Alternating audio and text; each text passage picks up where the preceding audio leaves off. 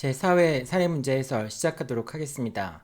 어, 사회에서는 임대차 계약에서 임대차 종료에 관한 법률 관계와 임차권의 양도, 전대차 이런 내용들을 살펴보고 있죠. 자, 사례문제 하나씩 한번 살펴보도록 하죠.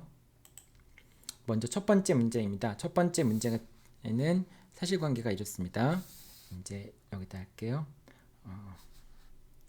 갑이 있고요. 그 다음에 이제 을이 임차인입니다.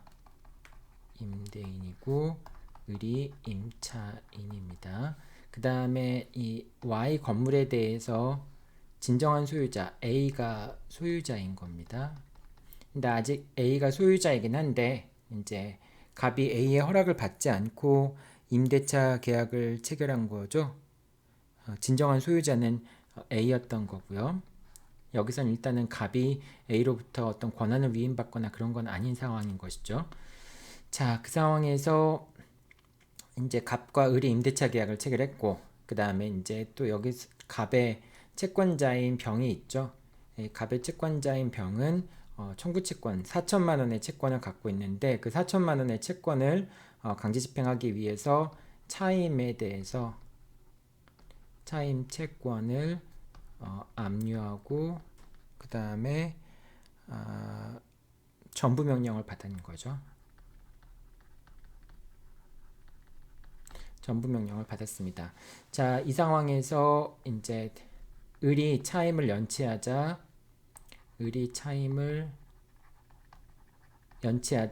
갑이 이제 임대차 계약을 해지한 거죠. 임대차 계약을 해지한 갑은 이제 Y 건물에 반환을 청구합니다. 반환을 청구하자 이제 그 을이 주장하는 내용들이 있죠. 을이 주장하는 내용 첫 번째 주장은 뭡니까? 진정한 소유자가 아니기 때문에 갑이 소유자가 아니기 때문에 반환 청구를 할 수 없다라고 하는 거고요. 그 다음에 보증금이 있기 때문에 차임 연체를 이유로 해서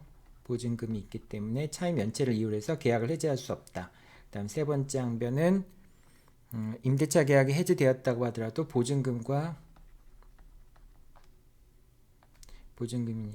차임 연체가 효력이 없다는 거고요. 보증금이 있으니까 동시행 관계를 주장한 거죠. 동시행 관계를 주장한 겁니다. 자, 이제 갑의 을에 대한 Y 건물의 반환 청구에 대해서 을이 이렇게 이제 동시행 이제 몇 가지 항변을 한 거죠. 갑이 소유자가 아니기 때문에 안 된다. 자, 근데 첫 번째 항변은 갑은 소유자가 아니기 때문에 반환 청구할 수 없다. 갑이 소유자가 아니기 때문에 213조에 따른 반환 청구권 행사할 수 없다라고 하는 점은 분명하죠. 하지만 임대차 계약상에 반환 청구권이 있는 거니까 임대차 계약에 반환 청구권 행사하는 건 문제 없죠. 두 번째, 보증금이 있다고 해서 차임을 지급하지 않을 수 있는 건 아니죠. 보증금이 있더라도 임차인은 차임 지급 의무가 있고 차임을 연체했을 경우에는 임대인은 임대차 계약을 해지할 수 있죠. 세 번째 항변은 이유가 있죠. 이제 보증금이라고 하는 것은 목적물의 반환과 동시행 관계이기 때문에 보증금을 돌려받을 때 받기 전까지는 돌려주지 않겠다라고 하는 것도 이 항변은 이유가 있죠. 항변은 일단은 이유가 있습니다. 이제 재항변이 이유가 있으면 항변이 이유가 없게 될 텐데 일단 재항변 전까지는 이 항변은 이유가 있는 거죠. 이거는 이제 재항변이 타당한가 여부에 따라서 항변이 다시 타당한가 여부를 판단해 보긴 해봐야 되겠죠. 자, 여기에 대해서 다시 또 갑은 어떤 재항변을 했냐면은 갑은 보증금과 뭐 목적물의 인도가 동시행 관계인 건 맞는데 그렇지만은 네가 연체 차임이 있으니까 그 다음에 차임 상당의 부당이득금이 있으니까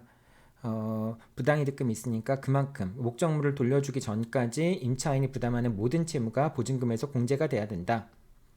보증금에서 공제가 되어야 한다라고 하는 거죠. 이 공제되는 금액이 만약에 이제 보증금 반환 채권이 이게 5천만 원이었죠.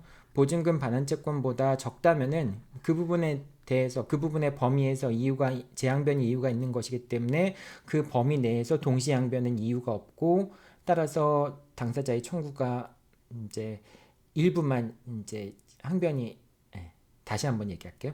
그러니까 재항변이 일부만 이유가 있으니까 그러면 이제 항변도 일부만 이유가 있는 거죠. 동시행 항변 중에 일부가 이유가 있으니까 결과적으로 그 일부에 대해서는 동시행 관계가 인정이 되니까 그 범위 내에서 상환 이행 판결을 내려야 되겠죠. 자, 그런데 지금 여기서 연체 차임하고 보증금까지 해서 지금 보증금을 안 내기 시작한 때부터 차임을 안 내기 시작한 때부터 부당이득까지 합치면은 약 1,400만 원 정도를 지금 차임을 연체를 한 거죠. 목적물 사용 수익을 중단할 때까지 2012년 3월 31일 날 수익을 중단했으니까 그때까지 이제 발생한 부당이득금과 연체 차임까지 합치면은 1,400만 원이 되는 거죠. 이 1,400만 원은 보증금에서 공제가 돼야 되니까 5천만 원에서 1,400만 원 공제된 3,600만 원의 보증금이 남아 있는 거죠.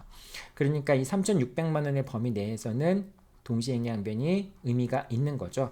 결과적으로 동시행위 항변 요 세 번째 항변이 세 번째 항변의 일부만 이유가 있는 거고요. 재항변이 이유가 있기 때문에 그 재항변이 타당하기 때문에 항변의 일부분이 일단은 이유가 없게 된 거고 1,400만 원 범위 내에서 항변의 일부가 이유가 없게 된 거고요. 그러니까 1,300만 원 범위 내에서는 세 번째 동시행위 항변이 이유가 있게 되는 것이죠. 따라서 결과적으로 을은 갑에게 3,600만 원을 지급받은과 동시에 Y 건물을 반환하라 라고 하는 상환 이행 판결이 내려져야 되겠죠. 자, 이 사안에서 뭐 보증금이 있다고 차임을 연체하는 효과가 사라지거나 차임 지급을 거절할 수 있는 것도 아니고요. 그 다음에 소유자가 아니라고 해서 반환 청구를 못하거나 차임 지급에 청구를 못하는 것도 아니고요. 또 한 가지는 압류 및 전부 명령이 있다고 할지라도 그 보증금에서 당연히 공제되는 것은 그러니까 세 번째 항변과 관련해서 이제 차임 채권에 대해서 압류 및 전부 명령이 있더라도 보증금에서는 당연히 공제가 된다라고 하는 점도 이제 기억해 둬야 되겠죠. 이거는 이제 공제항변 이유가 있는 거는 재항변과 이제 임대인의 재항변과 관련해서 이 공제가 되는 것, 차임 채권이 압류되거나 전부 명령이 내려졌다가 할지라도 결과적으로 연체된 차임 채권과 부당이득 반환 청구권은 보증금에서 공제가 될 수 있다. 이런 내용들이 이제 기술이 돼야 되겠죠. 자, 여러분들 이번에는 좀 한번 이렇게 점수를 써봤는데요. 여러분들이 채점을 할 때 이런 내용들이 들어가 있는지 여부를 한번 채점을 한번 해보세요. 결론 부분은 상환 이행 판결 형식으로 나와야지 4점을 주는 거고요. 만약에 뭐 Y 건물을 반환해야 된다 또는 반환할 필요가 없다 뭐 이렇게 단순 인용으로 쓰거나 이제 전부 인용으로 쓰거나 전부 기각으로 쓴 경우에는 뭐 0점을 줄 수도 있고요. 뭐 경우에 따라서는 1점 정도를 줄 수도 있고요. 그거는 이제 교수님들 재량인데 어쨌든 이거는 상환 이행 판결 형식이 나와야 되니까 상환 이행 판결의 형식으로 정확히 결론을 쓴 경우에만 4점을 주고요. 이게 뭐 앞에 나왔든 뒤에 나왔든 중요하지 않습니다.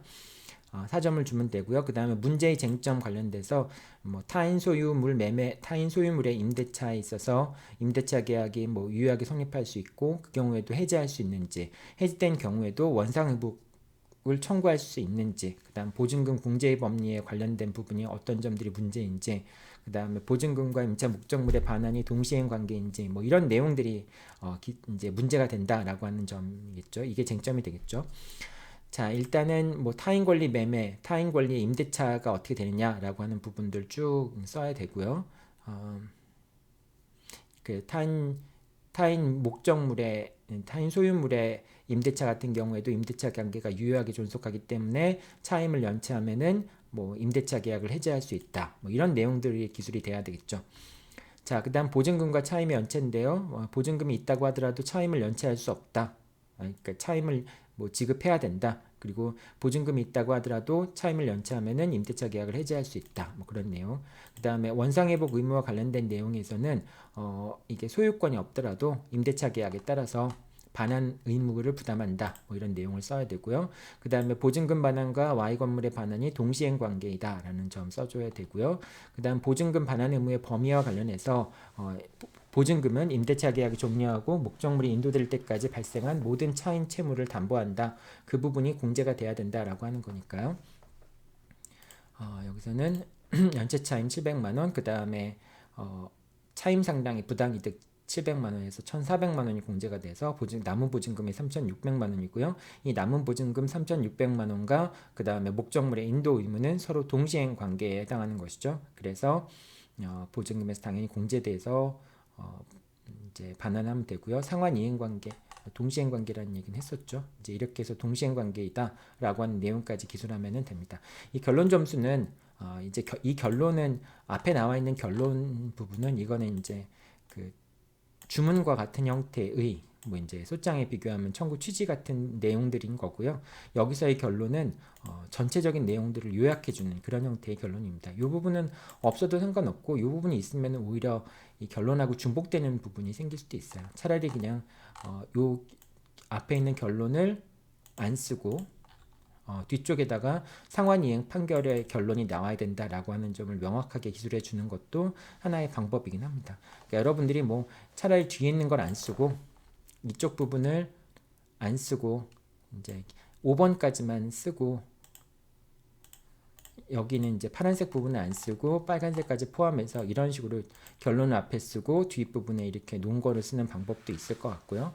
오히려 빨간색 부분, 결론 부분을 앞에서 빼고 문제의 쟁점부터 들어가서 뭐 이렇게 쟁점 부분을 쭉 설명하면서 그러면서 나중에 이제 결론 부분을 뒤에 쓰는데 이 결론 부분에는 반드시 상환이행 판결이라는 취지의 내용들이 포함이 되어 있어야 되겠죠. 이런 식으로 기술하는 방법도 하나의 방법일 것 같아요. 자, 이게 이제 목차가 좀 틀렸네요. 이거 목차 내가 이제 수정해서 여러분들한테 제공할 때는 수정해서 제공하도록 할게요. 자, 일단은 그 이제 요 내용들은 수정해서 여러분들한테 제공을 하면 될 것 같고요.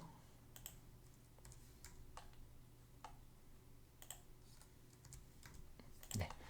자, 이렇게 1번 문제 40점짜리 문제죠. 이렇게 요즘에는 이렇게 40점짜리 큰 문제들이 별로 나오지는 않지만은 여러분들이 이런 문제 답안지를 어떻게 작성하는지 그런 부분도 잘 이제 뭐 연습을 해보는 게 좋습니다. 그리고 이제 목차를 어떻게 잡아야 되냐면은 결과적으로 뭐 이제 청구 원인에 관련돼서 나오는 쟁점들을 먼저 적고요. 그 다음에 항변 사유 중에 나오는 쟁점들을 적고 그 다음에 재항변과 관련돼 있는 재항변이 항변에 관련돼 있는 쟁점일 거 아니에요. 그 재항변과 항변에 관련된 쟁점들을 적고 이런 식으로 재항변 뭐 쟁점되는 부분을 항변 사유와 같이 엮어서 이런 식으로 그 각각의 쟁점별로 단계별로 이렇게 묶어가면은 그러면 이제 목차 잡기가 조금 더 쉬워지게 되겠죠. 자, 이렇게 이제 첫 번째 문제는 살펴봤고요. 두 번째 문제 살펴보도록 하겠습니다.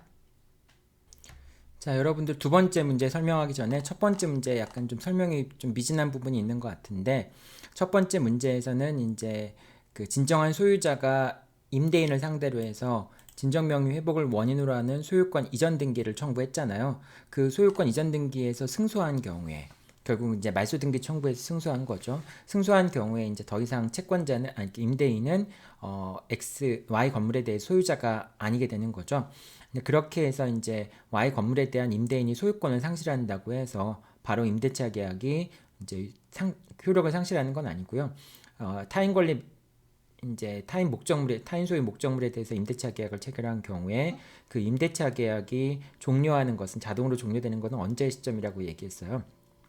진정한 소유자가 임차인에 대해서 부당이득 반환을 청구를 하거나 임차인에 대해서 목적물 반환을 청구했을 때 그때 이제 그 임대차 계약이 자동으로 종료된다. 당사자의 해지의 의사표시 없이도 자동으로 종료된다라고 얘기를 했죠. 이제 그런 부분들도 여기 기술을 해줬어야 되겠죠.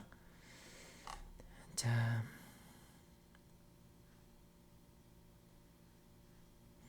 이런 내용이고요. 두 번째 문제 보도록 하죠. 두 번째 문제 여러분들 좀 이렇게 틀린 학생들도 있을 것 같은데요. 한번 사안을 좀 보죠. 사안 자체는 약간 좀 복잡하지만은 문제 자체는 이렇게 복잡하지는 않은 것 같아요. 자,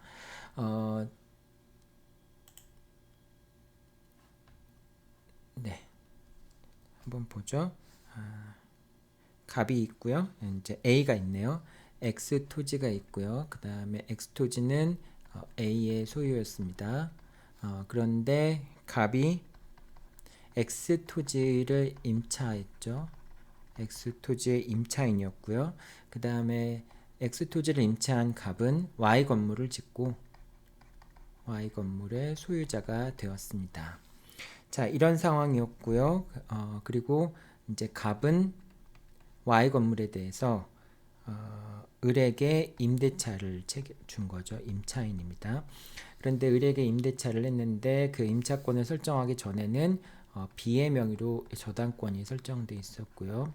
그 다음에 임차인이 임차권을 취득한 다음에 C의 명의로 저당권이 설정되어 있었죠. 자, 근데 나중에 이제 사후적으로 C의 채무를 B의 채무를 변제해서 근저당권은 이제 피담보 채무가 사라졌으니까 저당권을 일단은 소멸한 걸로 봐야 되겠죠. 등기가 말소가 안 됐더라도 저당권을 소멸한 걸로 봐야 되겠죠. 자, 이런 상황에서 다시 또 이제 을이 이 Y 주택을 이제 갑의 허락을 받아서 병에게 양도를 합니다. 임차권 양도. 그러니까 병은 임차권 양수인이 되는 거죠. 이 경우에는 지금 임대인 갑의 동의를 받아서 임차권을 양도한 거죠. 그리고 뭐 이제 전입신고하고 했으니까 대항력을 갖췄죠. 잠깐만요. 병에게 인도를 하고 전입신고를 했으니까 채권 양도의 경우에도 양수인이 전입신고를 하고 대항력권을 갖추면은 그 임차인 양도된 임차권의 대항력이 그대로 유지가 되죠. 그래서 일단은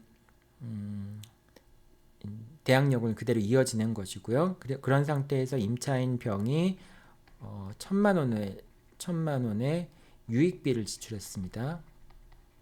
유익비를 지출했고요. 자, 이런 상황에서 이제 갑의 소유자가 아니라 이제 C가 갑이 채무를 변제하지 않으니까 이제 저당권을 실행을 했고요. 저당권을 실행을 해서 누가 그 Y 건물을 취득했냐? Y 건물의 소유권을 취득한 사람은 정이 되겠죠. 그래서 정이 경락인. 이제 보통은 매수인이라고 표현하는데 조금 표현을 좀 쉽게 알아보기 위해서 경락인이라고 표현을 할게요. 정이 경락인이 됐습니다. 그래서 경락인이 된 정은 이제 임차인인 병에게, 임차권 양수인인 병에게, 임차권 양수했으니까 병이 목적물을 점유하고 살고 있겠죠. 이제 그러니까 정이 병에게 목적물의 반환을 청구한다라고 하니까, 그러니까 이제 정이 주장하는 게 뭐겠어요? 정은 첫 번째 임차권이 대항력이 있으니까 경매 절차에서 소유권을 취득한 정은 임대인의 지위를 승계할 수밖에 없다.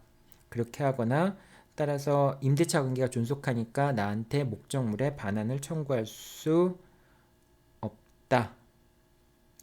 이제 목적물의 반환을 청구할 수 없다. 임대차 계약이 살아 있으니까 아직까지 그런 주장을 한 거고요. 또 이제 병의 경우에는 예비적으로 만약 임대차 계약이 종료됐다 할지라도 보증금과 그 다음에 유익비 1,000만 원이 있으니까 보증금과 유익비 1,000만 원을 돌려주지 않으면은 목적물을 돌려줄 수 없다라고 하는 것이 되죠.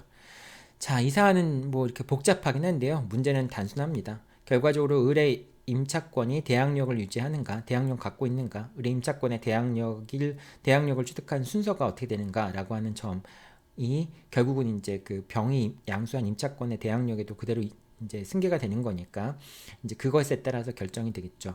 자, 이 사항에서 이제 임차인이 대항력을 갖춘 다음에 그 다음에 C 저당권이 취득을 했죠. 그러니까 당연히 저당권보다는 임차권이 앞서죠. 물론 B 저당권이 있었지만은 이 B 저당권은 결국 피담보 채무가 소멸했기 때문에 이제 그러니까 등기가 말소되지 않더라도 저당권은 사라져버린 거죠. 그렇기 때문에 임차권이 제일 첫 순위가 되는 것이고요. 임차권이 제일 우선순위가 되기 때문에 경매 절차에서 넘어가서 경락인이 경락을 받았다 할지라도 그렇더라도 일단 임차인이 더 우선을 하게 되고요. 따라서 병은 대항력 있는 임차권을 가지고 있는 자이므로 경락인인 정에게 임차권을 주장할 수 있습니다. 임차권을 주장할 수 있기 때문에 정의 병에 대한 청구는 기각이 돼야 하겠죠. 자, 그리고 이제 예비적으로 청구했던 부분들, 보증금을 돌려주지 않으면은, 그리고 유익비를 돌려주지 않으면은 목적물을 돌려줄 수 없다라고 하는 항변도 했지만은, 근데 그 항변은 의미가 없죠. 그러니까 대항력이 있기 때문에 임대인의 지위를 승계해서 결과적으로 정이 임대인이 된 거니까, 그러니까 임대인은 임차인한테 나가라고 할 수 없잖아요. 임차인도 임대인에게 임차권을 주장할 수 있으니까 유익비와 상한으로 동시행위 항변을 한 부분에 대해서는 예비적 이제 항변에 대해서는 더 이상 판단을 할 필요가 없게 되겠죠. 자, 그런 식으로 문제가 전개되는 거고요. 이 문제에 대해서는 뭐 이제 각각의 이제 점수도 이것도 한번 보면요. 대항력 인정 여부가 이제 12점 정도로 해서 이제 B와 그 다음에 을과 C 저당권 사이에서 그 우선순위가 어떻게 되는지 그런 부분들에 대한 검토를 해야 되겠죠. 그래서 대항력이 유지가 되기 때문에 경매 절차에서 목적물을 취득한 정은 임대인의 지위를 승계한다. 뭐 이런 내용들을 써줘야 되겠죠. 그 다음에 이 사건에서는 지금 계속해서 임차권이 묵시적으로 갱신되고 있었습니다. 만약에 묵시적으로 갱신되지 않았다면은 뭐 임대차가 종료했다 뭐 이런 얘기를 할 텐데 그런 얘기가 없이 그냥 임대차 계약이 계속 갱신됐으니까 묵시적 갱신됐다라고 하는 내용을 써주면 될 것 같고요. 그리고 예비적 항변 같은 경우에는 뭐 주의적 항변이 일단 이유가 있으니까 뭐 예비적 항변 같은 경우에는 고려할 필요가 없겠죠. 뭐 그런 내용들 고려할 필요가 없다라고 하는 내용 써주면 될 것 같아요. 자, 이게 이제 2문의 첫 번째 문제입니다. 15점짜리 문제이죠. 15점짜리 25점짜리 문제이죠. 자, 그럼 이제 3번 문제 보도록 하죠. 자, 세 번째 문제 보도록 하겠습니다. 세 번째 문제는 이제 두 번째 문제에서 계속 이어지는 문제이죠. 일단 두 번째 문제에서 이어지는 문제니까 X 토지가 있고요. 그 다음에 Y 건물이 있는데 지금 경매 절차에서 정의 소유권을 취득했으니까 정은 Y 건물의 소유자가 됩니다. 그리고 정은 Y 건물의 소유자이지만은 결과적으로 경매 절차에서 Y 건물의 소유권을 취득했으니까 종된 권리인 Y 건물을 위한 임차권도 취득을 해야 되겠죠. 자, 그래서 그 부분이 임차권 취득에 관한 내용도 넣어야 되겠죠. 그래서 결과적으로 정은 Y 건물의 소유자이면서 또는 정은 X 토지에 대한 임차권도 토지 임차권도 취득을 하게 됩니다. 이 X에 대한 토지 임차권은 처음에 소유자였던 갑이 토지에 대해서 임대차 계약을 체결하고 그 다음에 Y 건물에 대해서 보존 등기를 했죠. 보존 등기를 했기 때문에 이 X 토지에 대한 임차권은 대항력 있는 임차권이 되겠죠. 네, 그래서 그 대항력 있는 임차권을 정의 취득하게 됩니다. 자, 그런 후에 정의 소유권을 취득한 후에 X에 대해서 이제 그 A의 채권자 D가 있죠. A의 채권자 D가 강제 경매를 신청해서 이 X 토지가 결국은 누구한테 넘어갔어요? 무한테 넘어갔습니다. 소유권이 무가 됐죠. 이건 무는 경락인입니다. 경락인. 뭐 정도 경락인이지만 정은 Y 건물에 대한 경락인인 거고요. 무는 X 토지에 대한 경락인이 되겠죠. 그래서 무가 결과적으로 정한테 X 토지의 반환과 그 다음에 Y 건물의 철거와 X 토지의 반환을 청구하게 됩니다. 이제 이런 사실관계가 되는 것이죠. 자, 여기서 어떤 주장들을 했는지 한번 보죠. 이제 무가 정에게 Y 건물의 철거와 X 토지의 반환을 청구하니까 거기에 대해서 당사자가 어떤 주장을 했냐면은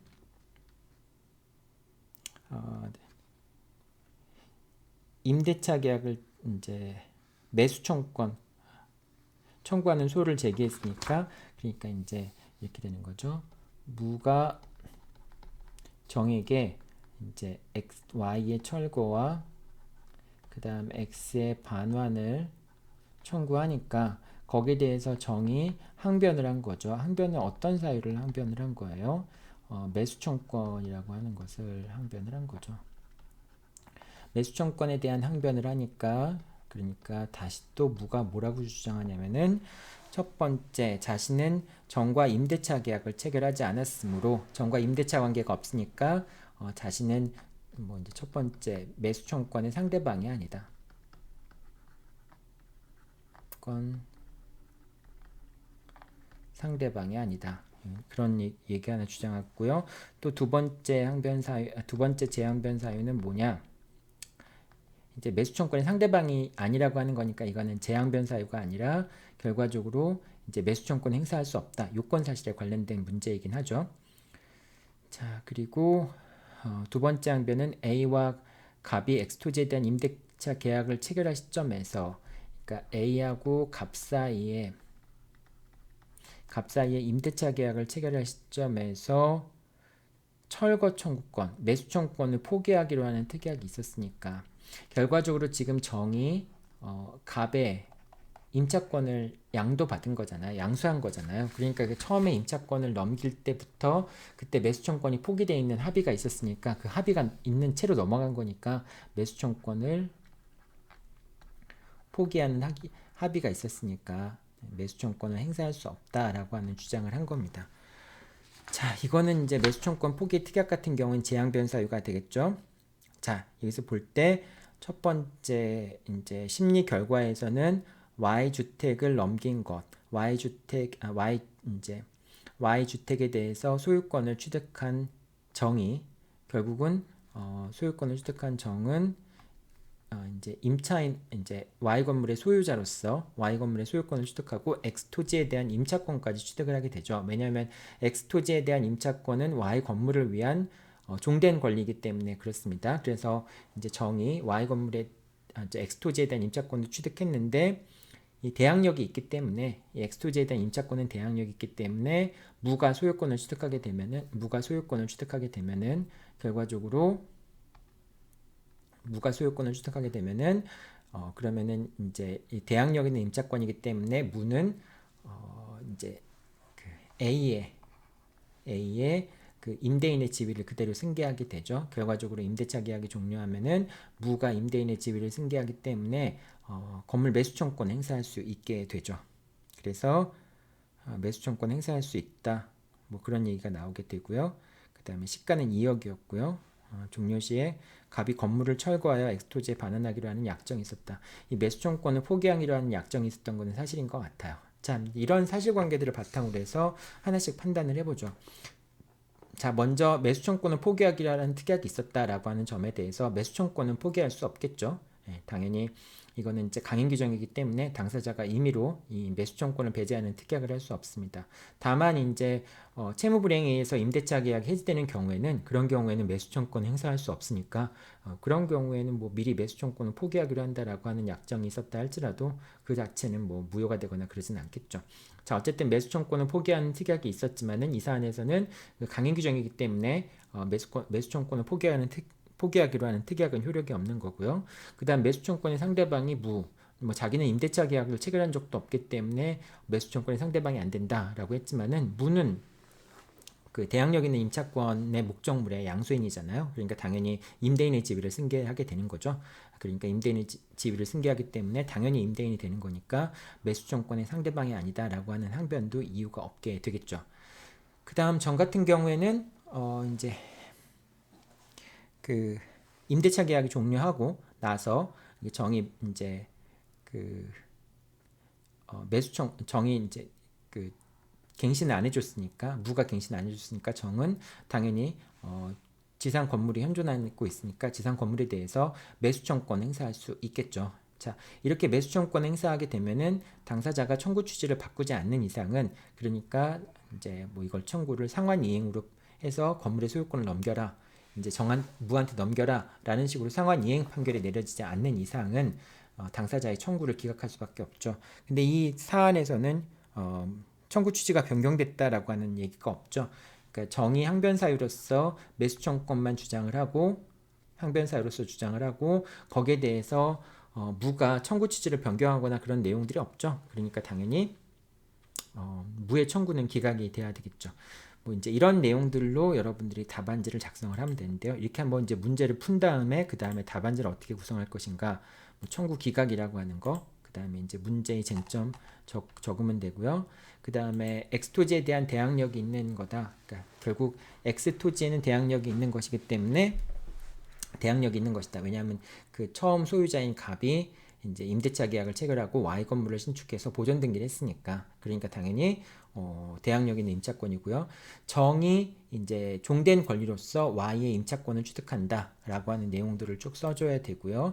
그리고 이 Y에 대한 X 토지에 대한 임차권, 그러니까 Y 건물을 위한 임차권은 X 토지에 대한 임차권을 취득하는데, 근데 임차권을 양도하기 위해서는 임대인의 동의가 있어야 되겠죠. 근데 여기서 동의가 있었다는 말이 안 나왔지만은 임차권을 양도하는 것이 임대인에 대한 관계에서 배신 행위라고 볼 수 없다는 점이 인정되었다. 그러니까 뭐 정이 임차권 양도가 뭐 배신행위다 아니다라고 하는 점을 주장해서 입증을 한 거겠죠. 자, 그러니까 이제 임차권은 대항력 있는 임차권이 되는 것이고 그러다 보니까 당연히 소유자가 변경돼도 새로운 소유자한테 임차권을 주장할 수 있으니까 무는 임대인의 지위를 승계한다. 이런 내용 써주면 되겠죠. 자, 그 다음에 임대차가 종료한 다음에 임차인이 건물 매수청권 행사하면 원칙적으로 건물 매수청권 행사할 수 있는데 그 건물 매수청권은 당사자가 포기할 수 없다라고 하는 거 설명해야 되고요. 그 다음에 임차인이 건물 매수청권 행사하는 경우에 법원은 임대인에게 종전에 그 청구 취지를 계속 유지할 건지 아니면 이제 변경할 건지 성명을 해야 되고 당사자가 그 것에 응하지 않고 청구 취지를 변경하지 않으면 법원은 바로 기각해야 된다라고 하는 점도 기재를 해야 되겠죠. 자, 그 다음에 결론 부분은 뭐 이제 앞에 나와 있는 결론 청구 기각과 같은 내용이들이죠. 아까도 얘기했지만은 결론을 앞에 써주면 뒷부분에 결론을 써야 될 필요성이 크지 않다라고 하는 것이고요. 만약에 앞에 결론을 안 썼다면 뒤에 부분에서는 청구 취지까지 포함되어 있는 그런 결론을 기술을 해줘야 되겠죠. 그래서 임대인의 뭐 이제 이 결론 부분은 별도로 점수를 안 줬는데 이게 3점이 여기 갈 수도 있고 여기 올 수도 있죠. 한 군데로 갈 수도 있겠죠. 자, 여기까지 해서 점수가 이제 35점짜리 문제죠. 이거는 15점이니까. 자, 여러분들이 한번 쭉 보면서 자기는 어떤 점수를 받을 수 있을까라고 하는 점 좀 한번 고민해 보기 바래요. 이게 지금 배점표가 채점표가 정확한 건 아니겠지만은 그래도 대충이라도 이제 채점표가 나와 있으니까 여러분들이 자기 답안지를 보고서 어느 정도 점수를 부여할 수 있겠다. 뭐 그렇게 아마 여러분이 자기 답안지는 좀 후하게 점수를 줄 수 있을 것 같아요. 뭐 경우에 따라서는 또 어떤 학생들은 더 이제 엄격하게 평가하는 경우도 있을 수 있겠죠. 근데 어쨌든 그렇게 자꾸 평가를 해보면은 이제 자기 답안지를 어떻게 써야 될지 그런 방향도 잡힐 수 있고요. 더 좋은 거는 옆에 사람이랑 서로 바꿔서 채점을 하면 더 좋을 것 같아요. 뭐 그러다가 싸움 나는 경우도 있을 수 있겠지만 그래도 다른 사람의 시선으로 내 답안지를 바라보고 또 나도 다른 사람의 답안지를 바라보면은 어떻게 쓰는 게 채점자한테 좀 더 어필할 수 있겠구나라고 하는 걸 알 수 있게 되거든요. 그래서 여러분들이 이제 시험 보고 이렇게 좀 배점에 따라서 채점을 한번 직접 해보는 그런 기회를 가졌으면 좋겠습니다. 자, 여기까지 사례 문제 해설 마치고요. 다음 주 화요일 날 11시에 줌 수업에서 만나도록 하겠습니다. 네, 여러분들 수고했습니다.